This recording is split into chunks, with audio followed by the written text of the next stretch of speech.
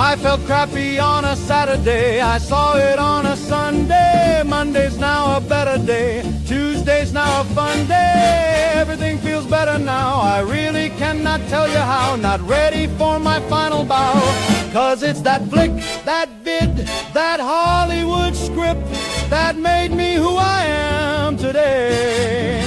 It's the movie that changed my life, the movie that made it right, the movie that gave me fight, the movie that held me tight, the movie that changed my life. You know those movies, the ones that don't just entertain us, they change us.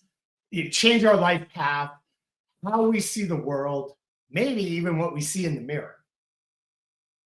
We've all got one. That one movie that hit right at the perfect time. It stuck with you. It changed you. Maybe even saved you a little. I'm Mickey. And I'm Ian. And each week, the two of us are going to sit down with someone and tell us about the movie that changed their life. We're going to get to know who they were before they saw it, what shifted when they saw it, and how it still impacts their life today and who they are. We go deep, not into the movies themselves, but into the human stuff they touched, like grief and loss and forgiveness and identity and love and joy. Yeah, and sometimes it's a masterpiece that we all know. Sometimes it's that weird cult classic or that random kid movie from, 20 years ago.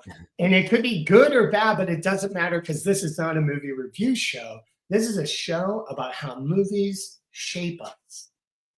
But they always tell a story about them, about us, about being human. Because this is the movie that changed my life. I said your, because you That's changed all the right. title on me. No, it's okay. So everyone knows. No, but just so everyone knows, it was originally your, and now it's not. And that's why I messed up. And it's for no other reason.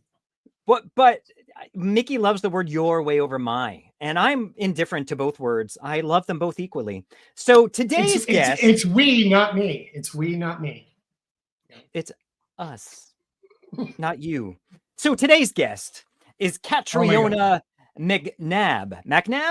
Katriona Macnab. She was originally born in Brooklyn. She was raised in Scotland and in Texas. She's an Emerson grad and former video store employee, like some of us.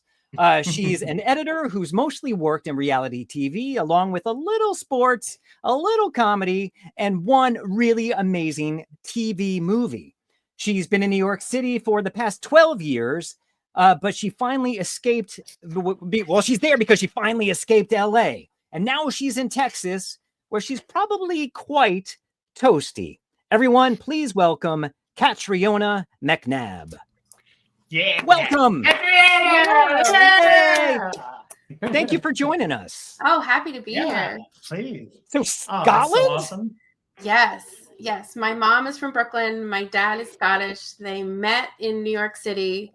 And then my dad had a midlife crisis and bought a hotel in Scotland. And we went very faulty towers. Like my parents had never run a business like that before. And yeah, I grew up in a hotel in the middle of like a small town in Scotland. So, and then moved to America in the 80s. So that is so cool. Wait, so how long were you in Scotland? So cool. Until I was almost 9.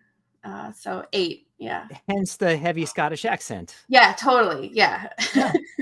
Yeah, where'd it go? It's there. I'm having a hard time. That's why we added the subtitle. Okay. Yeah.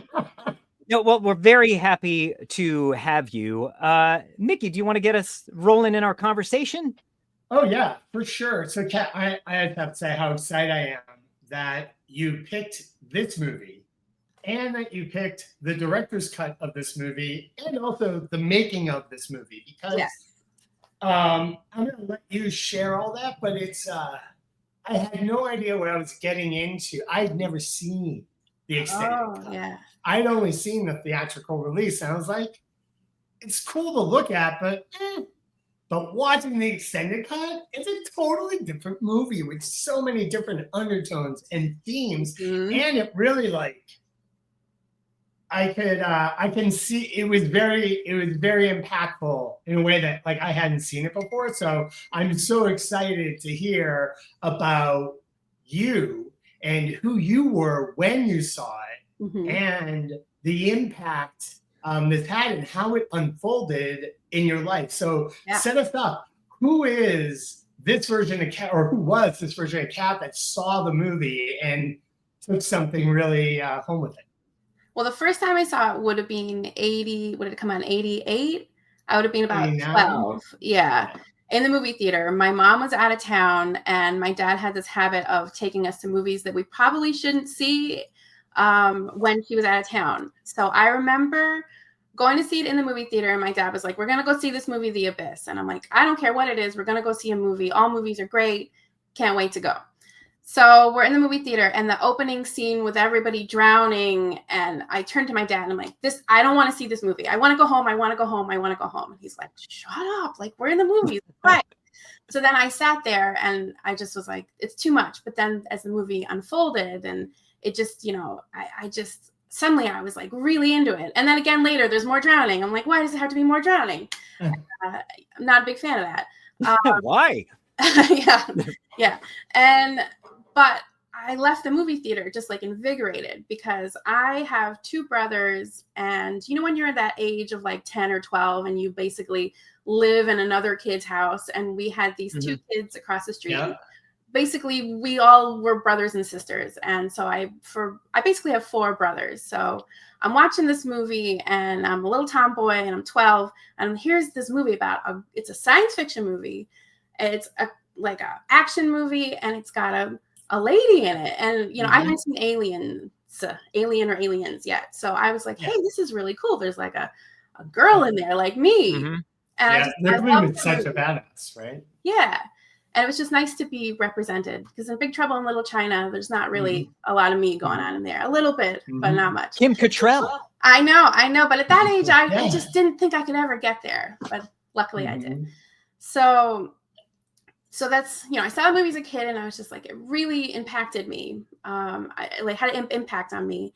But then in 93, same kids that I grew up with. So the kids across the street, Chad and Chase, we're all like big movie kids. Like we want to know everything we can. And at that time in the 90s, there's not a lot of resources. Like there's the magazines and then like Good Morning America before school. Like I didn't have cable. Right. Like I got information where I could. So, no internet? No internet yet. No, dude. Oh. 93. What? Yeah. How did you people survive back then? Yeah, we talked. You were there too. No. So my friend rents this laser disc player at the competing video store. I work at a video store. My brothers work at the video store. But we go to the competing video store so we can rent a laser disc player because the laser discs have these director's cuts on them. And we're like, we got to know. So the first one we watched was Aliens. So with like the extra scenes like of robot centuries, right? And I was like, wow, like there's a whole other movie in here. Yeah. But it wasn't like a different movie. It was just like more. And then the next one we did was The Abyss. And now there's an extra half hour of movie. And not only is it like extra half hour movie of like learning more about the characters, but also a completely different ending. Right. I still to this day do not know how I feel about the ending. Like this movie is very important to me, but I'm still like, I don't know about the wave and all that, but I'm still going to stand by this movie. It's great. So on that. And how old are you at this time? Like 16. Okay. Yeah. So working in a video store. Yeah. Working in a video store. Formative time. Trying to figure out what you're going to be and who you're going to be and where you're going to go to college and what are you going to do. And I have no idea. I'm in band and I'm a musician, but I'm not like good enough to be like a real musician. And I love movies, but you might as well dream about being a princess or a race car driver. Like that's not a real thing that people actually get to do. But then on the Laserdisc, there was this documentary called Under Pressure, The Making of the Abyss. And it was like this was the movie for me. I was like, and I'm sad you can't find it anywhere online. And I think it's because there's a lot of stories that don't paint James Cameron in the best light. So I think they've been scrubbed. But these were really impactful, or had a big impact to me, because all these things went wrong, and it just sounded like a nightmare, and they weren't sleeping, and their lives were in danger, and they were miserable. And I was like, I want to join the circus. I want that. Like, I want to risk my life. Yeah, like, I don't care how hard it is, or if some director is going to scream at me, like, I want to do it. Like, I want to be that. But again, it was like, you might as well dream of being a race car driver or a princess. Right? Yeah, back then, especially, like, when I like living in Houston, don't know anybody in the industry. Yeah. Even now, though. Well, even now, though, behind the scenes and we're seeing more and more, but behind the scenes for women it's mostly still a man's club. So obviously you do see women in there, but I imagine back then it would have been much more of a challenge.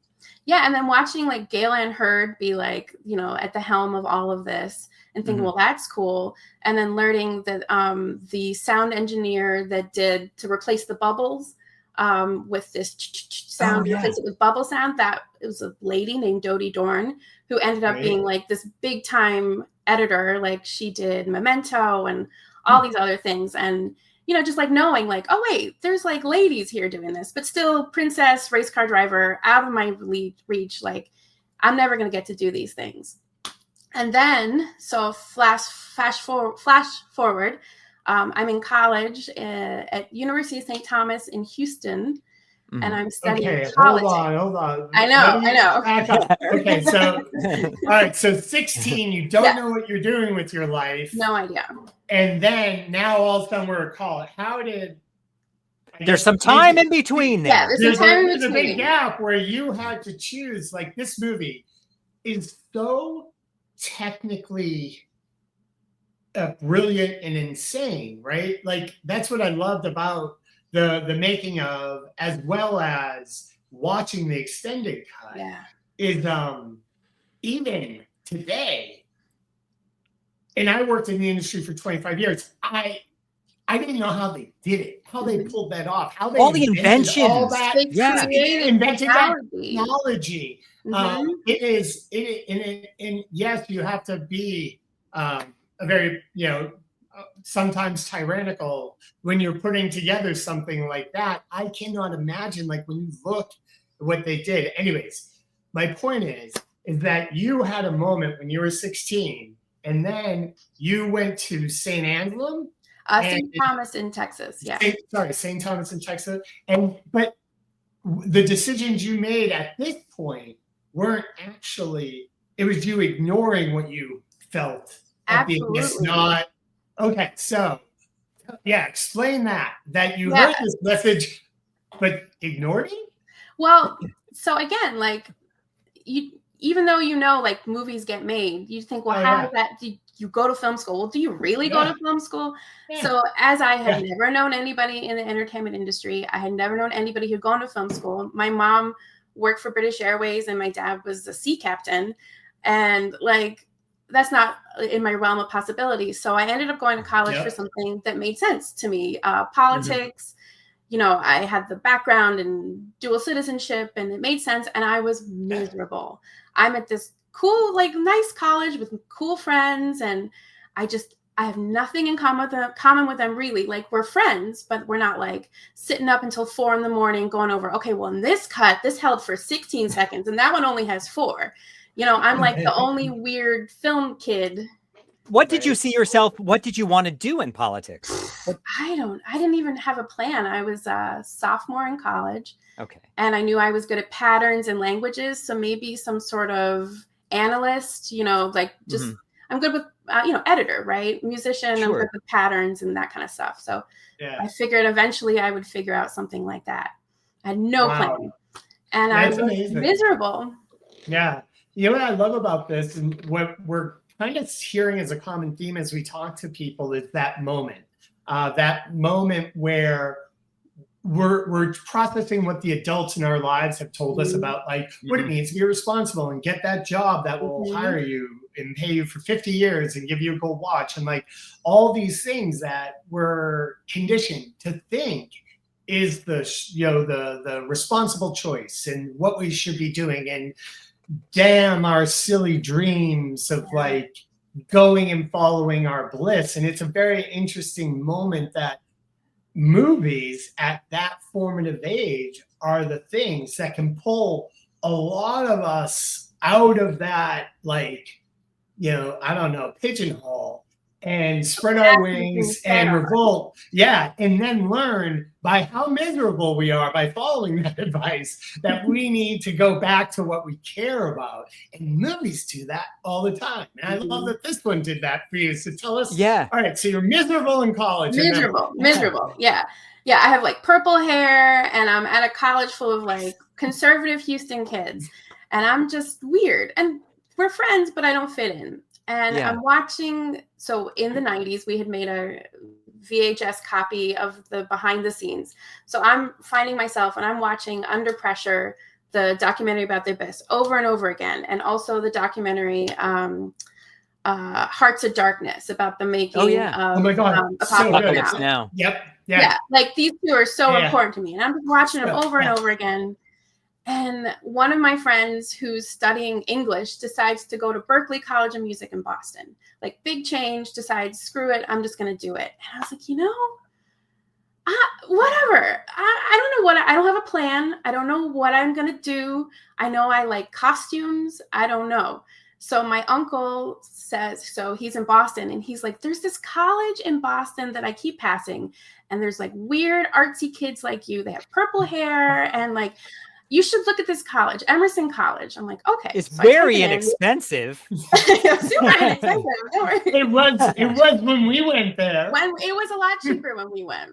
But still expensive. Still expensive. Sorry. And so in my transfer interview, the lady asks me, like, why do you want to come to Emerson? And I burst into tears because I'm like, I don't know. I don't know what I'm doing with my life. I was like, but I know that Emerson is the better path. Like I'm interested in film, television, radio, theater, costume design. All of these things are there. Yeah. I'm gonna figure it out and I'm just gonna join the circus. It might be hard. I might fail. It might not be real. I might graduate and then have to work in an office and, do paper clips. I don't know. And you might meet other people with purple hair. Yeah. And so have your same interests. Yeah. And then of course, I get up to Emerson and suddenly these kids are the ones that want to stay up till 4 a.m. going, well, did you see this version? What about this version? I have a tape of this. And did you read this in this Wizard magazine and stuff like that? Goodness. And then I found my little gang of my people of like these really ambitious kids who were like they were consumed by it like I was. And I felt great. And I really have that documentary to thank. Wow. Did you show any of them? When you met them and you started to nerd out with them, did you show them like, oh, this is my thing. I gotta show you. And I guess what were the conversations that came out of that? What were the, the questions that came up as you were watching it and discussing it? And did it, I don't know, further enlighten your opinion of it or of learning about yourself that, oh my God, that's what I want to do? Well, I think because now you're at Emerson where you can actually do it. Right. We can actually do it and you can figure it out. And I figured out pretty quickly, luckily, that I'm an editor. Like it's who I am in my core. Like I realize like I'm so lucky that I get to do the thing that I'm very passionate about and love doing very much. And so, looking at the two different versions and like knowing like to me, like adding all the stuff about Bud and Lindsay really like made the movie more full. And the wave I'm still not sure about. Doesn't matter. But there's redemption there though. But just like knowing like, okay, this was the original theatrical cut and it's 2 hours, 20 minutes. But then 30 minutes of additions, sure, like that's a big change and it's going to change the movie. But it deepened how you felt about the characters and it flushed out the stories more and just kind of learning that and studying that. I was like, oh, these are the decisions you make. And sometimes you have to give up something you really like to make it to air and for time or whatever. And they were all the beginnings of learning these important lessons for my life. But ultimately, it was the documentary that made the difference. Would you say the movie itself, and I know we are focusing on the movie because we can't find the documentary, but would you say the movie would have lasted in your head as much if that documentary didn't exist? Probably not as much. But over the years, the movie has become more important to me, like the more I watch it. Like the 4K just came out. And then I've been obsessing about it again. I think I've seen the 4K one now 3 or 4 times. Like I love this movie. I think that the pacing, it's stunning. It's stunning. It's like the characters are like rich and like they feel like they're stuck in this tin can and they're buds and they're against these odds. And I think it's terrific. Yeah. One of the things. Oh, no, you go, Mickey. All right. And I love that, at this point in James Cameron's career, even like you can see you're watching it and like you see the giant pool that they built and the massive like tanks that they built, the beads that they put on the water. Like all that, right? And all the problems with it. But you can see him evolving, like he did Aliens, and he like you could see him figure it out, and he knew he had to have that strong female character to like carry this through, but he found the technology, and you can see the birth of Titanic and what he's learning here, and how this movie impacts him in a way that changes his trajectory and his career, as it's like informing yours as a younger person to set you on like a similar path. It's the synchronicity it's uncanny. Yeah. But in watching that documentary, were you not at all intimidated? Because you said this kind of sparked that interest to work in film and editing. Right. But were you not intimidated? Because they were saying none of those actors went on to work with him again. And I think they all had big issues with him after, because he was maybe a little unpleasant. Did that scare you at all? Or were you like, I'm in? Not really. I was like, but look what they did in the end of it. Like, sure. I mean, yes, many of them will never work with him again. And I get it. Like, but I don't know, just like they went through something really hard together. And at the end of it, they have this product that they could show everybody. That is still mind blowing. Like what they pulled off with practical effects is like it was so powerful and claustrophobic. And if that was fake water, it would have never worked. It wouldn't have looked good. Yeah. You felt the claustrophobia, you felt the panic. Probably what you were saying that you felt in the beginning when the sub crashes and the water comes in, like you feel. And then when Ed Harris is, it's like, it's amazing that it's such a testament to the power of practical effects and storytelling to build. Like I never once questioned their fear, their claustrophobia, the danger, all of it. Like you can feel that their lives are at risk, even making what we're watching. It's really and this is the movie that bridged your understanding of film from being just this thing you watch on a big screen or on TV to like it's a thing that people make together. They look in a field and it looks janky and they're like tired and living in these little huts, and look at what they got at the end of it, and like sign me up. I want that. But before that, did you realize before that it was cinema was a thing and these different jobs that came together? Or were you like, it's just a movie? Real, like it didn't really click. Like that is something I could go do. Like, and it probably didn't even really click till college. Like I was aware that these are real jobs, like people do, but again, like race car driver, like that's not a real thing that I do. But then I learn how to drive a car and learn how to drive a car well, and then maybe I could be a race car driver. And did you ever learn to drive a car? Yes, unfortunately, I'm driving a lot now in Austin. Well, good luck. I mean, you just started, so I mean, good luck. Yeah, you'll be fine. You. I'll remember. It'll be all right. It's been a while. You want to go to a trailer of the movie? Oh, yeah. Yes. I guess, Totally. Yeah, I'm gonna do it. An American nuclear submarine went down. Your company has authorized the Navy's use of this facility for a rescue. My people are not qualified for this. We're oil workers. Lieutenant Coffey will transfer it down to you with a SEAL team. You'll do absolutely nothing without direct orders from me. There is something down there. Something not us. Not human.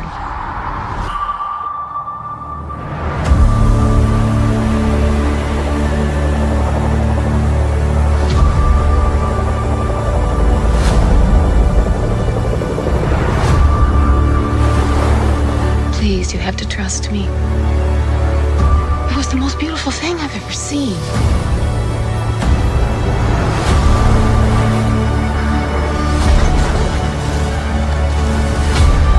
We all see what we want to see.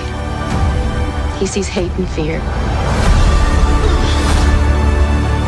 You have to look with better eyes than that.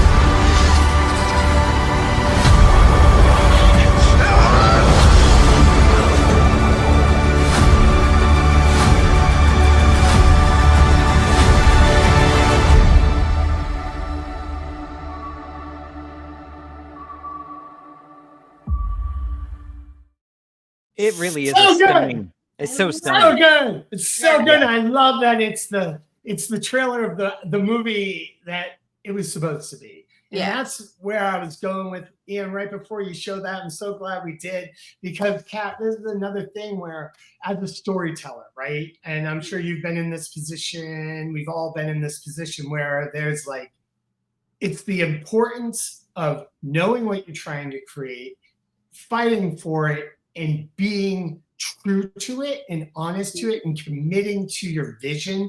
And you can really tell with what he pulled off in his cut of the movie that you're like, now everything makes sense and so much richer and deeper. And there's a lot of times, I know probably in all three of our careers, where we're put in positions as storytellers to address the notes. The notes that we don't agree with, that they said we weren't going to do in the field. And so we didn't shoot it because, you know, that's wasn't the plan. And then they're asking for it and they want you to lose 30 minutes of time for what they think the audience wants. But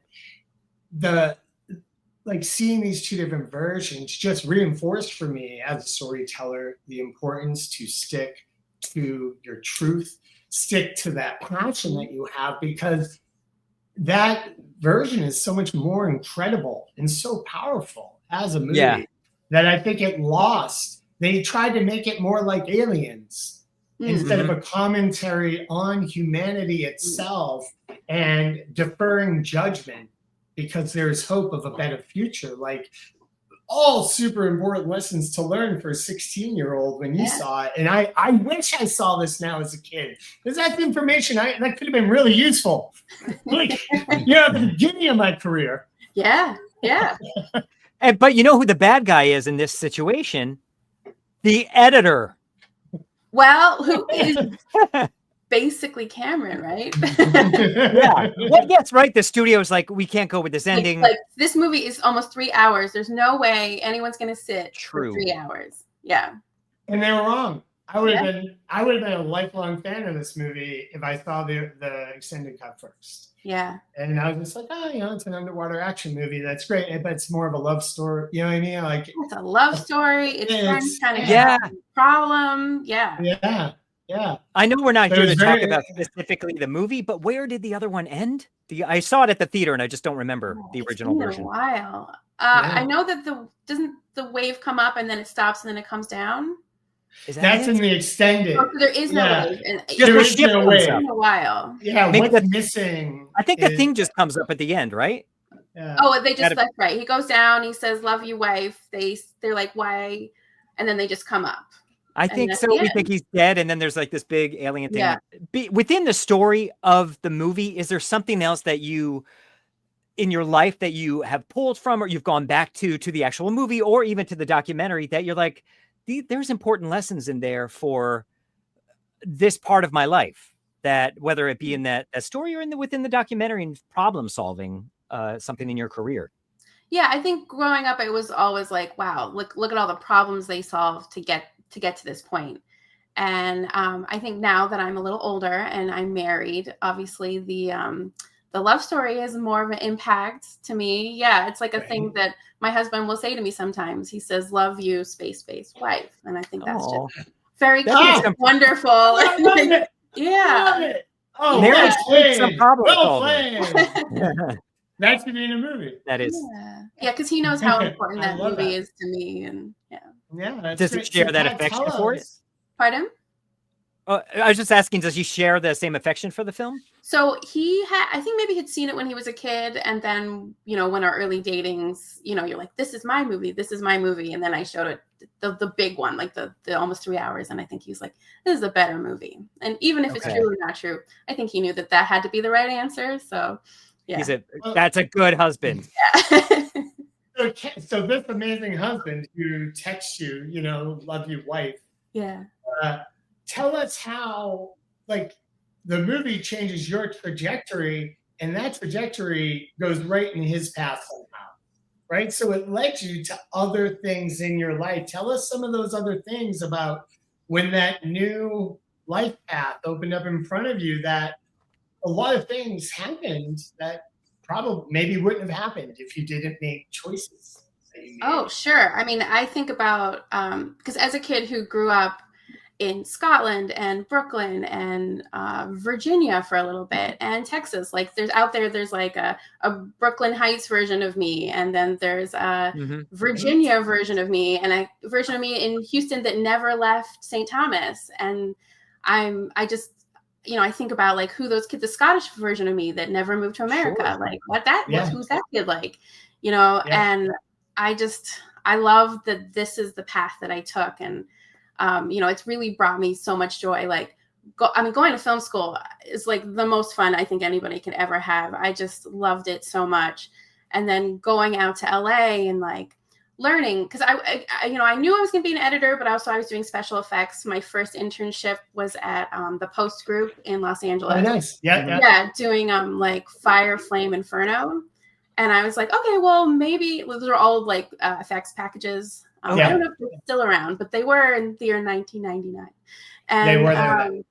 Yeah. And, I was still deciding, am I going to do special effects? Because again, this movie, they created all of those, the Sulapod, right? That was created for the movie. And then when they do Terminator 2, in this ripple out effect of all this technology. Yeah.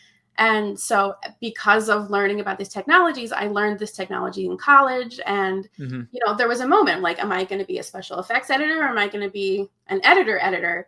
And I kind of left it up to the universe. I'm like, whichever one gives me a job first. And I ended up becoming assistant editor. And that was the first job. So that's the path I took. Yeah. And you've since ended up in reality, doing a lot of reality TV. What? Yeah. I don't know if I'm jumping ahead, but how did that come about? And is that what you saw yourself doing? No. So when I first got to Emerson, and I really was in love with all the behind the scenes stuff. I thought I would work at extra, doing the behind the scenes stuff. So the red carpet, not being on it, like Maria Menounos, being behind it and cutting all that stuff. Because to me, that was the interesting, fascinating stuff. But I just happened to, this is going to make my husband hates it when I bring this up because he says it makes you sound like an old lady. But I was working at the company that got Big Brother season 1. Okay. And I got in reality on Big Brother season 1. And I got in reality on the ground floor. And yeah. Was that during the writer's strike around that time? So the year would be 2000, right? It was the first summer, I think it was Big Brother season 1. And I worked on it for a couple of years. And that's just how I got into reality. And then I got out for a little bit. But then the writer's strike in 2008 got me back in. Yeah. And I've been in ever since. Yeah. I love that movie, which, The Abyss, which, invented new things and changed technologies and advanced, what they were doing. But Big Brother was the trailblazer. Big Brother, regardless of whether you're a fan of the show or not, production-wise, editing-wise, it was insane for that, especially for that time where you have the control room is insane. I was in the control room. Yeah. Yeah, you have like 50 monitors on the wall. Oh no, 72. 72. Wow. I was trying to. When I left, right? I don't know. 70, now there's even more. Oh, That's who knows how many? crazy. Yeah. Like to be a storyteller with 72 angles. Yeah, and you're editing on, because I was a switcher at TD. Yeah. So you're editing your live stream, your mainstream, and then your backup stream. Right. You're editing these two streams at the same time with your Oh other my person, God. trying to make sure you're not editing, you're not getting the same shots. And it was great fun. I did it. Those shows yeah. depend. So you Those shows are all editing. It's all about the editing. Oh, Yeah. oh, Yeah. All And the you have drama. to catch it on tape, so then the editor could then, because if you didn't catch it, then the editor. And I happened. remember once I missed Didn't something. happen. Somebody threw a chair, and I cut to the wrong camera and only cut the chair rolling out of out of frame, and it was like one of my biggest mistakes, and it's always on like the Big Brother highlight reels, and I'm like, but it teaches you like, well, you didn't catch it, and you got to catch it, because if you don't catch it, that's what happens. And it didn't happen.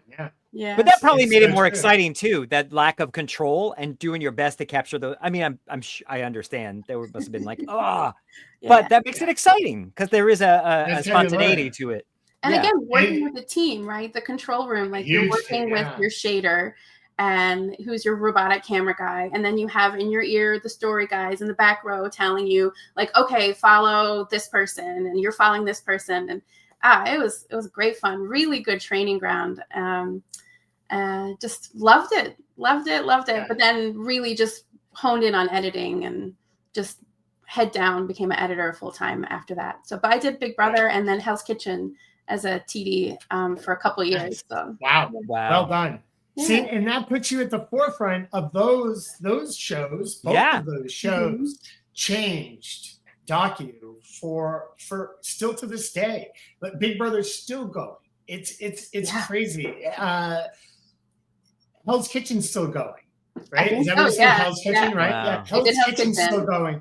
And to learn in that fire, literally and figuratively, like you're the I first love that. one doing it Yeah, in America. the first one's doing it, figuring it out for that Terrifying. first time. Exciting. Terrifying, but inspired Yeah. a generation of TV shows. Oh my God, that format is like just spit out so much other content that were inspired by those shows. Think about how many things have come out of those things. Yeah. Just like The Abyss. Like, I love that we're finding these connections. That's like to start your first gig on Big Brother. Oh, I know. That's Like it is started known out at in college. Hollywood as the hardest show in Hollywood to work on, hands down. Which brings me back to the drowning of The Abyss, because you must have felt at times that you were drowning under the stress of all those because I'm like cameras. 22, like I'm just fake it till you make it. Like, yes, I can do that, and then you're like, Right. okay, how do we do this? Like, yeah.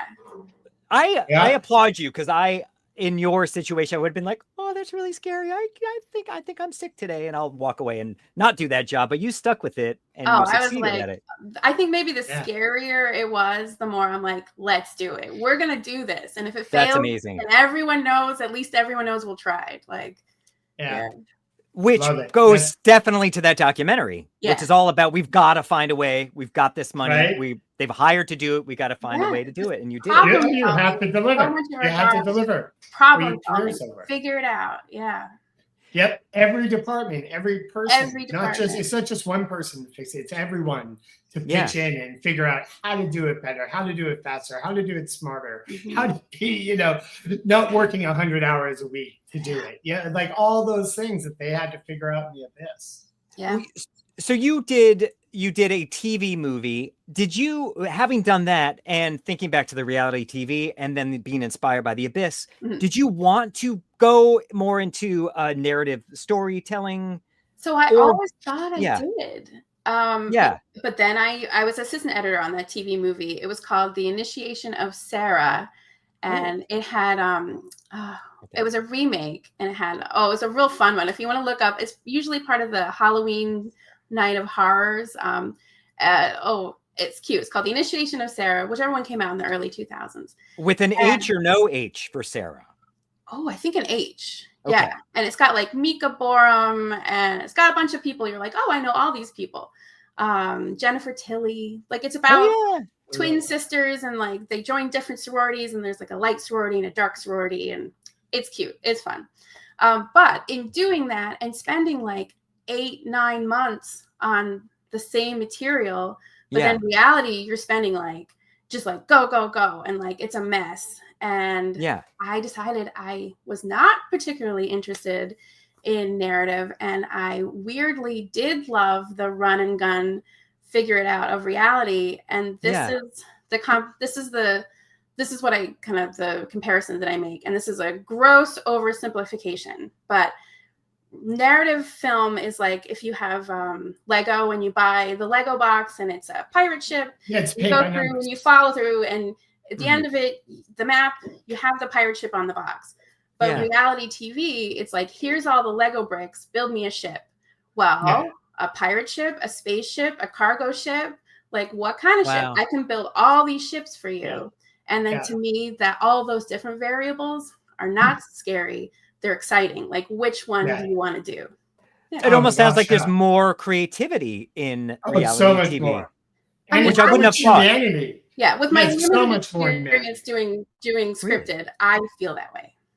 Yeah, because scripted, you have to shoot the script. Whatever is happening, that is predetermined, predecided. You know, everything in there. Whereas reality, it is. That's the description I use. It's you have a puzzle with all the pieces. The pieces have no picture. There's no like you have to make the picture and get all the right pieces to fit together at the same time. It's really interesting. And it's fascinating because you're watching real people, and your job is to like put them in a position to be real, to be organic, and let them go. And the humanity, you look for those moments where their true colors come out, no matter how much they're pretending on camera, but you get those real moments and people can't hide them. And you're like, that's what's important, because everyone will connect to that feeling right there. And that's why you do docu, is because you're capturing them really feeling it. And you're showing those bits in amongst all the fluff. Which makes sense to me now. And that's how you build your arcs. That's how you build and define people, in terms of who they are. There is some of their actions and what they've said. And that's because like the good reality isn't faked. It's just, they're slightly guided into situations, but their feelings are real. And if you can tell the story of how they're feeling, it's mostly about condensing and then just getting their feelings into the story. And because their feelings are real, regardless of the situation they're in. And I don't feel like reality TV is fake because those feelings are real. It's not. It's way harder to do. I'm a dummy. You have to be so insightful, and I didn't realize, maybe this is what we've been talking about the whole time, and it didn't sink in. But the documentary, because I know that's what you initially wanted to do, is not only that it taught you wanted to work behind the scenes, but it actually is reality TV. It very much is. And now that it's such a vilified word, but it's so real. When done right and done well. It's the most real thing you can probably connect to, because they're not fake. That's so interesting. They're not actors. You're like, oh my God. So the building blocks were there even in '93. Right? Yeah. And if I could go back in time, I would be an editor. Oh, yeah? Me too. What about it appeals to you guys? I love piecing things together and creating things and overlapping them. I just don't have the skills, but some of them, but not enough to be professional. But it's so much fun. I think others can take for granted how artistic it is and how much say they have in the final product. Oh yeah, and like the amount of time you'll work on something just for 30 seconds, and you're like, do you know how long it took me to figure that out? And they're like, what? It's 30 seconds. I'm like, but it's a miracle. I have to watch 20 hours of footage for that 30 seconds. This is magic. And then it down to the cleanest, purest 30 seconds. And it's seamless, which is perfect. Everything that they're feeling. Yeah, you find that way to patch something because there's something missing, and finding that's I applaud you. You're amazing. Thank you. I love that. And I love that it brings it back to the movie. Yeah. What movie? Story, the documentary, Under Pressure. Right? I'm sad it's not I love online. that. I know. Well, you There's can find- pieces of it. There's Well, there's pieces the on new YouTube. one that I watched. I and can't wait. Got pieces. It's got the old one cut into the new one, but it's got everything that paints James Cameron in a not flattering light taken out. I found And like that was part of it. I found like a 20-minute Well, all the segment, I think, pressure of that was on original there. one. Yeah. Yeah.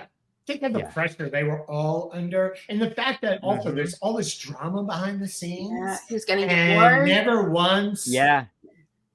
You know, like it never that everyone was like so pure on camera, like it's not bleeding into the product, which is so amazing. And yeah, I absolutely love that. And then you see all of that hard work that they put in behind the scenes, and the movie is not a success. It's not. It's not because of what the studio did to it. Well, Really, so like, James those notes, Cameron man. did make the decisions to cut out the wave. So that was actually his decision. Yeah. He felt like, okay, they have a point, and he was okay with that. So that's not all the studio. A lot of it is runtime, right? Like you just in 1988 or 89, you can't really have a 3-hour science fiction underwater movie. And test screenings, they laughed at it. Again, we're not necessarily talking about the movie, but you can see why they had to make this decision under pressure. Is that because that movie was so that song was so popular again because of Vanilla Ice at the time? Under I pressure. wonder because what year did that come out? Well, I think it's the budget that he's responsible for. That he's doing things that you can't predict if they're going to work or not because they've never been done, and they're ridiculously expensive. That big pool of water was like $2 million just for that. Just for that. And unexpected things like the tarp ripping, so they have to have the bead and the bead tank. All the glue that they used to do the set wasn't water soluble, so it was just like all the set was coming apart and all goopy, and they had to trash that and do it again. Just all these things and all these. Cameron almost died and fired people. Yeah, I'm like, give it to me. And they still accomplished it. I love it. I love it, and that's the thing. And it sucks that he had to, really reel everyone in. But like, if he goes over budget or doesn't finish the movie, like his career is over. It doesn't matter what he did beforehand. The studio will never trust him with millions of dollars again. So, that's a point where you have to like just stop worrying about friends and get it done. But I love the fact that they still did it, regardless of whether what happened was right or wrong or who. So I don't think there's ever an excuse to treat people like poo-poo. I don't know. I probably wouldn't want to work with him either. Yeah. Yeah, I agree. But everyone did pick themselves up and charge for the finish line in the show went on, and that was what was important. And they all delivered. Everyone at every level of that. And then Terminator 2 is right after that. And you couldn't get to Terminator 2 without the Abyss. And that was a mega bomb. Like, oh my God. Yeah, who saw that movie? Like that when the water tentacle is coming through. I'm like, oh, there's T2. Yeah. There's T2000. Yeah. Yeah. I remember that was groundbreaking. Come on. Groundbreaking. Yeah. Well, thank you for having this conversation with us. It is really cool to see how this truly impacted your life. Yeah. In many, many ways. And I'm glad your husband is supportive of this and uses that line. He's so smart. I'm going to do that with my wife's favorite movie. Well, he will also say at 4 a.m. going, well, this version, that version. So he's a fellow nerd also. Yeah. That's great. Yeah. So, Kat, if someone were to watch this movie today or after they see this, what do you hope that they take from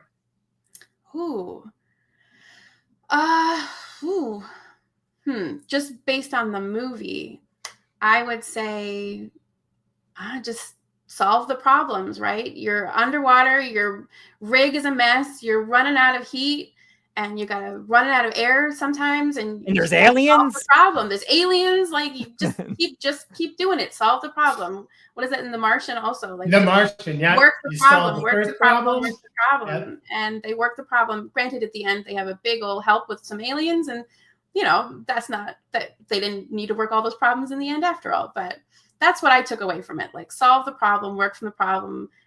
Work with your friends. Work it out with your wife. Yeah. Yeah. And in your story, follow your dreams and your instincts, and you'll Yes. find your right place, and you'll land. And it's Even really if it's scary, and everyone tells you like that might as well be a princess, or like, okay, then I'll be a princess. I still have faith. You're going to be a race car driver. I think. Oh, maybe. These years in Texas are going to bring you that way. I'll let I you know love my that. first race. Okay, I'll be there. First row. Well, I just want to tell. I'm sorry. Oh, go for it. Oh no, what were you going to say, Mickey? Oh, I just love that. You can't interrupt a guy with ADD. I just love what this says about you, Kat, is that this movie being your movie. I love how it helps define you as an artistic person, a risk taker, someone who follows their passion, someone who wants to be true to themselves, someone who will put themselves into uncomfortable situations to get comfortable. I love that, each of these movies that we talk about, really, when we hear the connection you have, kind of defines you for us. And these are all qualities that I would want, any of my close friends to have. That's very flattering. Thank you very much. Yeah. What he said. Yeah. I'll take it. Right on, Kat. Well, is there anything you didn't get to say about the movie that you really wanted to hit on before, we have to wrap things up? No, I think the 4K is a really nice transfer. I know 3 hours is a big commitment, but it's worth it. It's worth it. It's not even 3 hours. They can do it. Yeah. It's close. Yeah. But they can find that on Disney Plus, Hulu, and 4K Blu-ray. I don't know. On Disney Plus, is it the extended edition? I'm not sure. But the 4K for sure on Amazon or wherever you buy your Blu-rays. Yeah. And we'd love to hear your comments down there, what you think about Kat's pick and how it impacted her. And if there's any other movies where the director's cut turns out to be better than the original in such a profound way, let us know so we can check those out too down below. And check out a laser disc of this movie so you can watch the documentary. Absolutely. Yeah. It's possible. Okay. Well, thank you very much. Here is our ending. Comment, like, share, tell your friends. And Kat, thank you so much for your time. Hang around for 1 second. And see you next time, everyone. See you next time.